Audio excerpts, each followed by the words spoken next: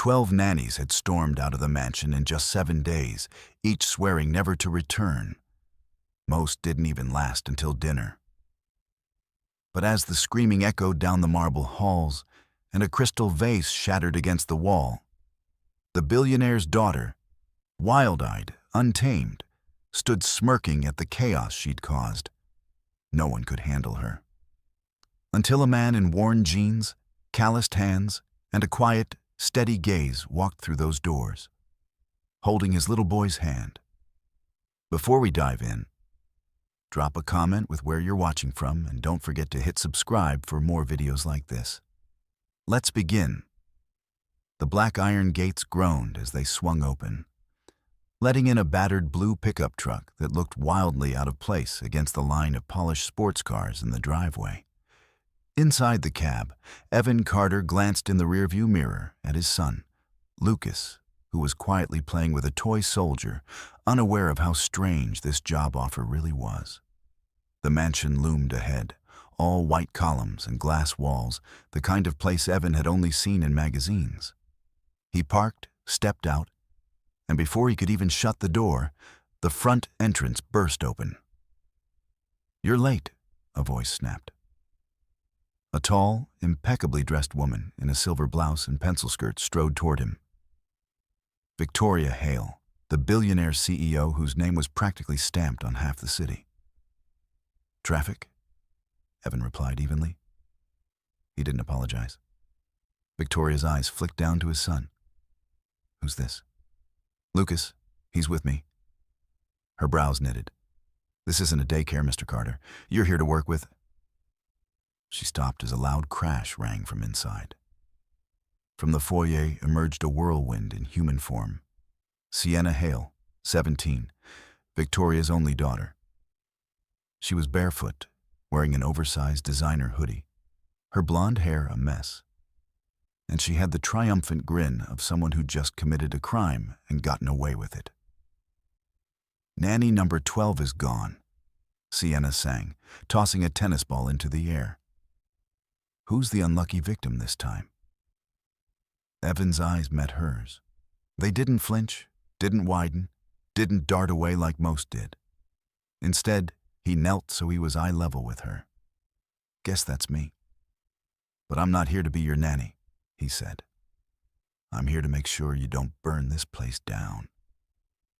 For the first time, Sienna's smirk faltered. The front doors closed with a heavy thud behind them, and Evan's boots echoed on the polished marble. Lucas trailed beside him, holding his father's hand like he was walking into enemy territory. The place was ridiculous. Chandeliers dripping like frozen waterfalls, an art piece that looked like it belonged in a museum, and staircases that seemed to lead nowhere. But it wasn't the luxury that got to Evan. It was the emptiness. No warmth, no signs of life, except for the faint scent of expensive perfume and the sound of a girl tapping her nails on the banister. "This way," Sienna said, her voice thick with mockery as she led him toward the living room. "Try not to trip on the marble. It's imported from Italy." Lucas blinked up at her. "Why does it matter where it's from?" he asked, genuinely curious. Sienna froze for half a second. No one had ever questioned her sarcasm like that, especially not a kid. "Because it's expensive," she said flatly. "Expensive doesn't mean better," Lucas replied, shrugging before wandering toward a shelf lined with books. Evan bit back a smile. His son didn't know it, but he'd just thrown the first punch in this silent war. Sienna flopped onto the white leather couch, grabbing a remote and flicking through channels without looking at him. "So what's your deal? You think you're gonna fix me like all the others?" Evan set his duffel bag down and sat across from her. "Nope. I'm here to make sure you survive yourself." That earned him a sharp look. She was used to people either babying her or avoiding her entirely. This man wasn't doing either. "You're supposed to follow my rules," she shot back. Nah, Evan said calmly. I follow the rules that keep people safe and out of trouble. If that bothers you, fire me now and save us both a headache. For a moment, she seemed ready to explode. But then Lucas wandered back, holding out a dusty copy of The Little Prince. Do you like this book? He asked her. Sienna's eyes darted to the cover, and something in her expression softened. So quickly, Evan almost missed it. She didn't answer, just took the book and set it beside her. It was the smallest flicker of humanity. But Evan noticed. And so did Lucas. Dinner was a battlefield. The long mahogany table could have seated 20 people, but there were only 4 tonight. Victoria at the far end with her phone in hand, Sienna halfway down with her earbuds in, Evan beside Lucas at the opposite end. The silence was so thick you could hear the faint hum of the refrigerator from the kitchen. Evan wasn't a man who needed chatter to survive, but even he could feel how cold this place was. It wasn't just the air conditioning. It was the way no one looked at each other, no one laughed, no one cared. Lucas, being Lucas, broke the ice. Miss Sienna, do you like pizza? Sienna pulled out one earbud and gave him a side glance. Why? Because Dad makes the best pizza in the world. Way better than this, he said, poking at the delicate salmon on his plate. Evan shot him a look, half warning, half amused. Sienna tilted her head, smirking. You think you can cook better than a 5-star chef? I know I can, Evan replied without hesitation. Victoria finally looked up from her phone, eyebrows raised. Mr. Carter, I don't recall cooking being part of your duties. Maybe not, Evan said. But eating a meal you actually enjoy should be part of everyone's life. For a split second, something flickered in Sienna's eyes. Curiosity. But she masked it with a scoff, pushing her plate away. Whatever, I'm not hungry. Dinner ended in cold silence, but Evan could feel it. Sienna was planning something, and she didn't make him wait long. It happened the next afternoon. Evan had stepped outside to help Lucas find the basketball hoop near the garage. When he came back in, the house was too quiet. Sienna, he called. No answer. He found her on the balcony outside her room, standing on the railing in bare feet, her arms spread wide like she was about to take flight. His gut tightened instantly. Get down! She glanced over her shoulder, a daring glint in her eyes. Relax. It's not that high. Evan stepped forward slowly, his voice even but firm. You fall from there, you could break your neck. Then I'm stuck explaining to your mother how I let her daughter die on my second day.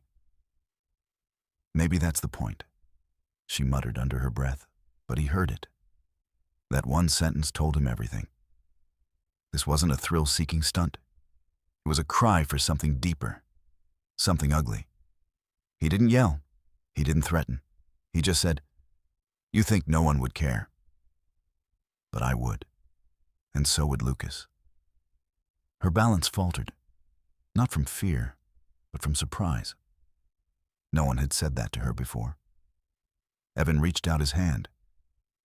You don't have to play games to get noticed. Just come down. There was a long pause. Then, slowly, she stepped back onto the balcony and brushed past him without a word. Evan let her go. Pushing now would only make her retreat again. But he'd seen behind the armor for a second, and he knew one thing. This girl wasn't just difficult. She was hurting. And he was going to find out why. The night air inside the mansion was unnervingly still. The kind of stillness that wasn't peaceful. It was suffocating. Evan sat in the kitchen long after Lucas had gone to bed, his elbows on the counter, a cup of coffee cooling in his hands. The events on the balcony replayed in his mind, not just the image of Sienna on that railing. but the way she had said those words. Maybe that's the point. It wasn't rebellion for fun. It was something darker. He wasn't hired to dig into her personal life. But he knew enough about kids, especially kids who acted out, that behavior like hers was rarely random. It was a shield. A faint sound broke the silence. Not footsteps exactly. More like a soft thud. Then another. He followed the noise through the hall and up the back staircase, keeping his movements quiet. The glow of a single lamp spilled into the corridor from an open door. He stepped closer and froze. Sienna was sitting cross-legged on the floor of her massive walk-in closet, surrounded by a fortress of luxury shoes and handbags. But she wasn't admiring them. She was shredding a photograph in slow, deliberate motions. "That picture do something to you?" he asked, leaning on the doorframe. She jumped, twisting around. "Don't you knock?" "Not when I hear someone tearing up their past." She glared, but the comeback didn't come. She looked back at the shredded pieces, her fingers tightening around them. "It was my dad," she muttered finally. "Well, not anymore." Evan stayed quiet. He'd learned that silence sometimes got you more than questions. She tossed the scraps into a trash bin. "He walked out 2 years ago. Didn't even say goodbye. Mom acts like he never existed, so I guess I have to too." Evan stepped inside, his boots muffled on the thick carpet. And the nannies? They were all fake. They smiled at Mom, pretended to care about me, but I could hear them in the kitchen saying I was spoiled, impossible, a waste of their time. Her voice was steady, but her eyes flickered like she was holding something back. So I made sure they never stayed. He studied her for a moment. "So, you push everyone away before they can walk out on you." She scoffed. "Wow, congratulations, Sherlock." But there wasn't the usual bite in her tone. It was more like she was daring him to say something that would make him leave too. Instead, he reached into his back pocket and pulled out a folded piece of paper. Lucas's drawing from earlier that day. It showed the three of them standing outside the mansion, all smiling. The proportions were wrong, the colors messy, but the meaning was obvious. He handed it to her. "Lucas made this. You didn't scare him off." She stared at the paper, then at him. "He's just a kid." "Yeah, and kids are honest, brutally honest. If he didn't like you, you'd know it." For a second, just a second, her expression softened. Then she shoved the drawing into the pocket of her hoodie. "Don't think this means I like you," she muttered, standing. "Wouldn't dream of it," Evan said, but his lips curved in the faintest smirk. As he left her room, he knew one thing for certain. Sienna wasn't just testing him anymore. She was watching him, waiting to see if he'd be like all the others. And Evan? He wasn't planning on giving her the satisfaction of finding out. The storm rolled in without warning. It wasn't just rain. It was a violent, pounding downpour that rattled the glass walls of the mansion and made the trees outside bend and sway like they might snap in two. Thunder cracked overhead, sharp and sudden, and somewhere in the house, a light flickered. Evan was in the kitchen making tea for Lucas, who was curled up on the couch with a blanket. The boy had always hated storms, not the rain itself, but the unpredictability of it. "Dad, will it get bad?" Lucas asked, his voice low. Evan crouched down beside him. "Nah, buddy. We're safe here. Solid house, backup generators. Nothing to worry about." Another thunderclap boomed so loud, it made the glassware in the cabinets rattle. That's when he heard it, a crash upstairs. Not just something falling. It sounded heavier, urgent. "Stay here," Evan told Lucas, already moving toward the staircase. He found Sienna in the upstairs hallway, standing outside her room. The power had flickered again, and shadows danced over her pale face. She was gripping the doorframe like she was deciding whether to go in or not. "What happened?" he asked. She didn't answer. Evan stepped past her into the room and froze. The balcony door had blown open from the wind, and papers, books, and clothes were whipping around the room like a tornado. A metal clothing rack had toppled, blocking the doorway to the balcony, but it wasn't the mess that made him stop. It was the girl standing on the balcony, a girl who wasn't Sienna. She was small, maybe 14, with tangled hair and bare feet, her arms hugging herself as she stood in the pouring rain. Sienna's voice broke the moment. "She's not supposed to be here." "Who is she?" Evan demanded. "Her name's Riley. She's from the shelter I go to sometimes. I told her she could come by if she ever needed help." Sienna's words tumbled out faster now, like she knew she'd crossed some unspoken line. "Mom can't know. She'll freak. Please."